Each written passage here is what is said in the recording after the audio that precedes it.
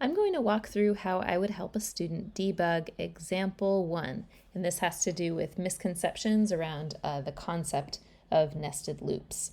So if a student ran this code,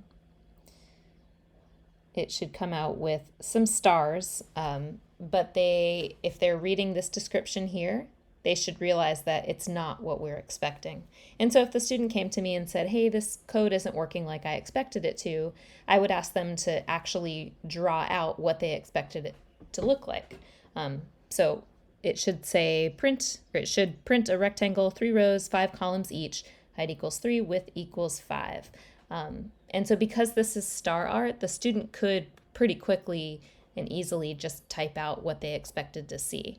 So what we're getting is these columns of single rows, single stars in a row. And what we should be getting is this. It should be 3 rows. And if the student is mixed up about rows and columns, I might just quickly type this out. Rows go left to right, columns go up and down. And so what we should get are 3 rows, 1 row, 2 row, 3 rows. Each row should have 5 columns, so 5 stars. So you could also look at it up and down, 1, 2, 3, 4, 5.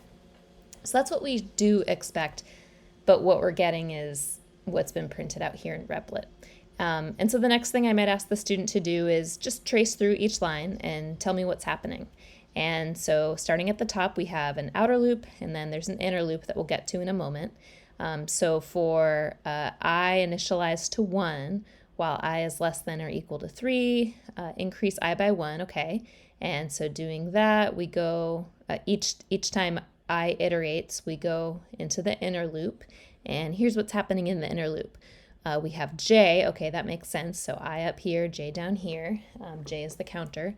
Starting J at 1, while J is less than or equal to 5, increase J by 1. Okay, so that's causing 1 star to print, and then it's jumping down a line, print, jumping down a line, print. Oh, could it be that it's this system.out.print line? Well, let's try that. By removing the ln here, that will cause the stars to print across. Let's see if that helps.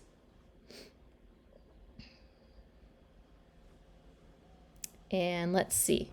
We've got 1, 2, 3, 4, 5 in a row, so 5 columns, if you will, and then 3 rows. So that right there solved our problem. Yay!